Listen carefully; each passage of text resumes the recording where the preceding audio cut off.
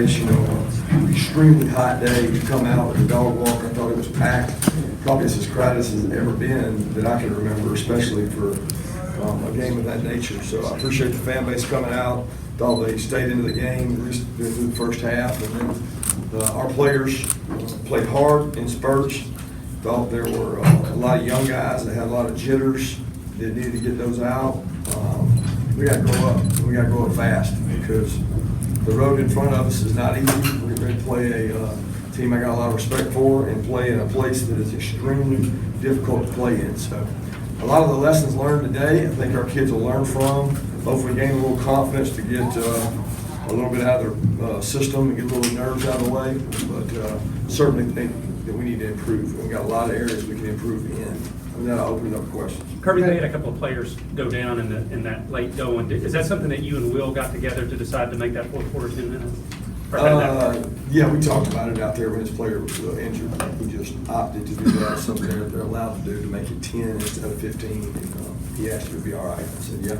So I don't know if it had anything to do with the players being injured, but they had a couple guys get cramps. He didn't think that any of the injuries were serious. Kirby, the defense played the edge real good today. I mean, you got to be happy with a shutout anytime, I guess, start off the 6-1. Yeah, I'll be honest with you. I'm not one to shed light on a lot of positives, but I didn't think we played to the caliber we probably should have. But I thought defensively, when you have a shutout, in this day and age, it's hard to do, okay? Especially against offenses that are in formations and rocketing and orbiting and doing things like that. It makes it tough to defend. But our kids played hard, and that's what we asked them to do. Coach, when you're rolling 4 running backs and all those receivers in, how much do those guys know when they finally get a play called for them, you better take advantage?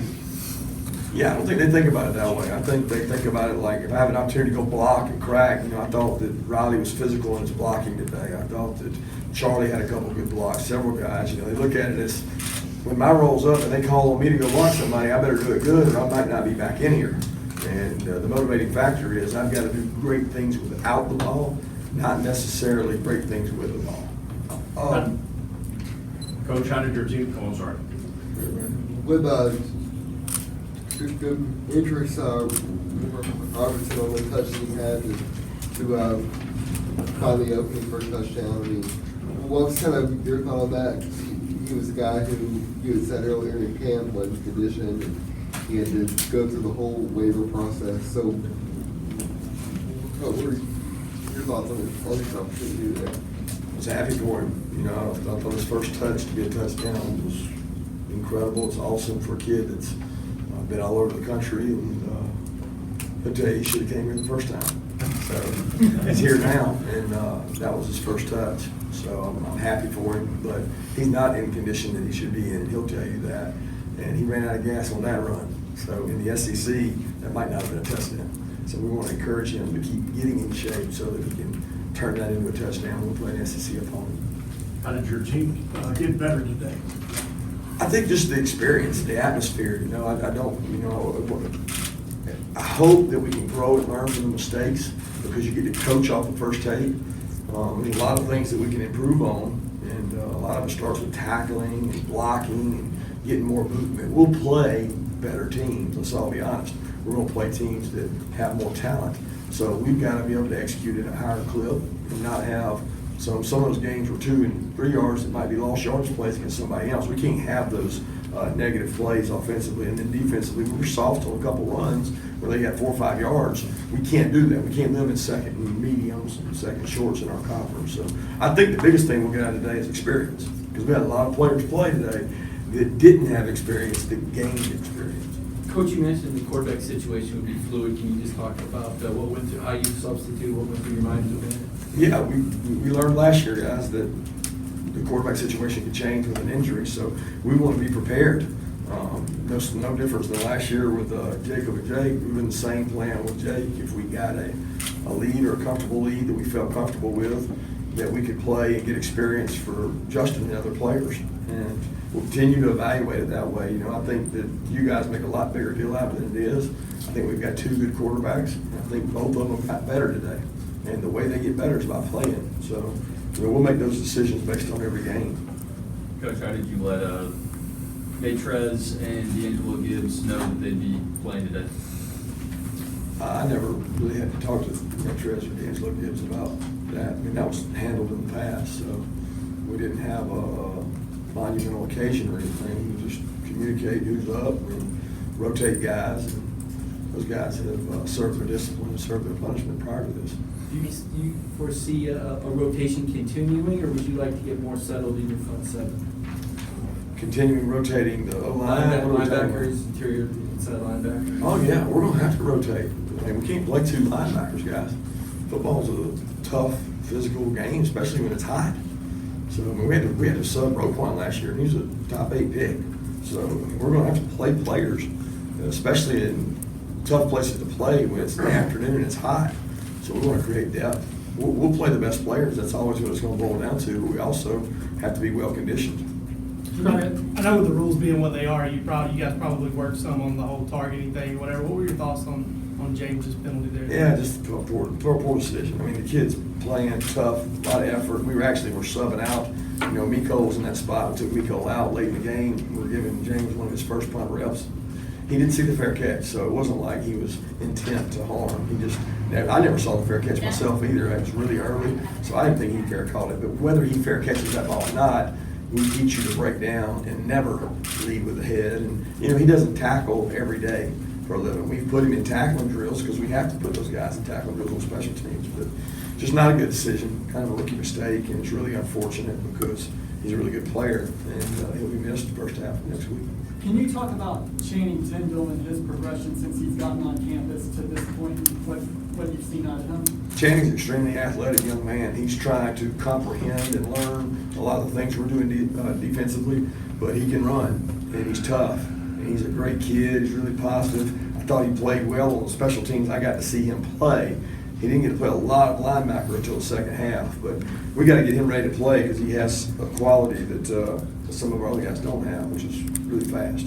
Coach, how do you think Tyson Campbell played? Hard to say without watching the tape. You know, and I saw the one throw over on the sideline. He made a nice play, but he had some nerves. He missed some checks that we make him check. He missed some things, but he was nervous. I mean, it's your first game in that stadium.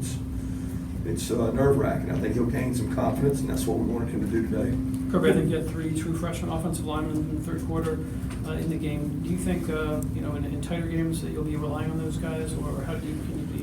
Well, we rely on the best offensive lineman we can put out there. It doesn't matter the age. I mean, I don't look at those guys because of the guys you're talking about. I'm assuming you're talking about 2 of them were here in the spring. So it's hard to call them freshmen because they went through so much work. It's not just the 15 practices, it's the 20 meetings you had in between the 15 practices.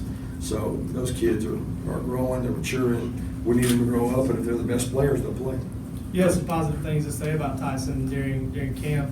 What was it that kind of finally maybe put his head him over the hump when it came to starting today?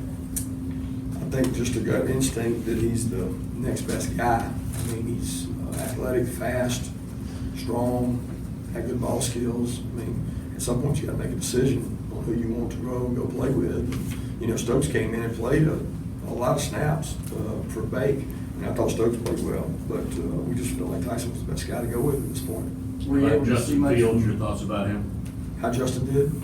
I thought early in the game he was a little nervous. You know, he had a couple plays where things broke down a little bit. He created, maybe didn't go to his first read and took off. And I encouraged him to not take a hit. And his first play ran over like 2 guys. So that was not really what we were looking for. And he took better care of himself the rest of the time. And that's a conversation we have with both quarterbacks. We got to be careful because we got 2 quarterbacks right now. What did you see out of D'Angelo Gibbs? And it looked like he worked at both the star and in the second half back at safety. Where does he fit in there? He's star and safety. That's where he works. That's where he practices. He's growing and getting better. I think he's getting confidence in the defensive system, where last year he played a little bit, but not sure he knew or was comfortable knowing what exactly he had to do. The safety position he's playing and the star position he plays are tied together. So one can't know what the other's doing without kind of sharing it. So those 2 positions tie together well. He had a couple good plays today, but he also had some that he didn't do as well. So I hope he continues to get better because we need depth in the secondary. If we were to lose somebody in the secondary, it'd be scary. So we've got to get guys ready to play. And I thought he went in there and did a good job today. Did Kirby, Kirby at relatively halftime, healthy, and do you think Godwin will be able to go next week? I lost your beginning there. I'm sorry, did you get out of this game relatively healthy, and do you think Terry will be able to go next week? Yeah, Justin had a little bit of an ankle sprain. Justin Young had a little bit of a knee sprain. But I think if Justin was able to play, Fields was able to play with his. Kieris and Jason will kind of play if they have to. Thought they could have gone. They both got soft tissue injuries. And then Terry has worked out the last 2 days really well, but didn't know if he could play or not, so we held him. So we really need those 3 wideouts back. They all give us something different, and especially with James out possibly now, we've got to have these 3 fast wideouts to help us. Kirby, at halftime, your foundation gave $5,000 to the family of the Austin Peay assistant coach, obviously having a special needs child. I wonder if you could just speak to how that story touched you, your family, and your fan base, and how they rallied. Yeah, my wife reached out to me when that story got ran in Dog Nation, I think it was, and their offensive line coach came over to me, and I was really emotional and very appreciative, not of just our family foundation, but UGA period. And Coach Healy before the game even made mention that it's meant so much to their spirits, to the family, and that they wouldn't be where they are without support of UGA. And I think it's just indicative of our university and our people to see what's been done for Devon Gales and see what's been done for the Austin Peay line. And Coach, I think it's a special deal. How about Richard LeCamp, your thoughts on him?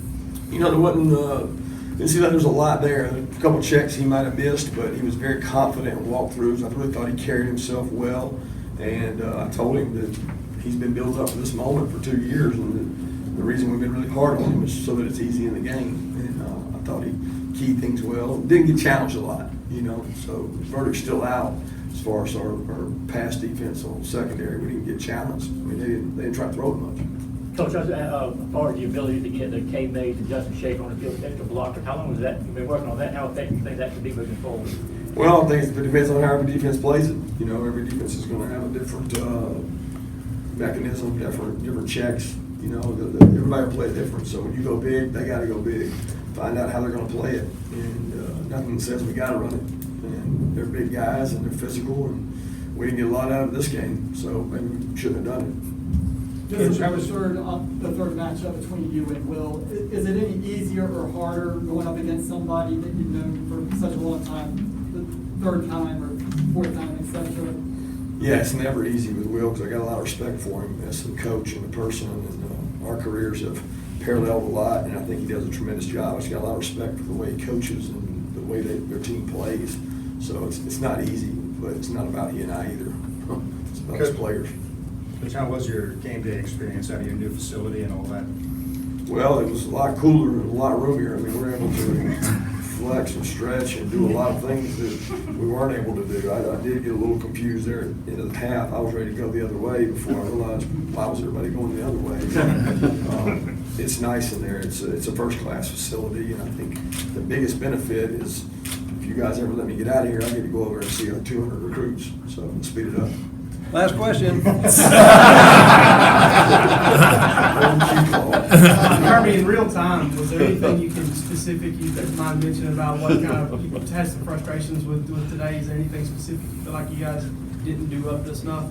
Just body language and demeanor on the field. There's times that we don't play with a sense of urgency, guys walking around, get up on the line, get set, and let's go. I thought there was times that we weren't real well conditioned, and we didn't get tested conditioned. We didn't get even, it was like we only played so many snaps, but we got to get up and go play. There's body language is probably the biggest thing that I was disappointed in. They got to get up and go play. Thanks.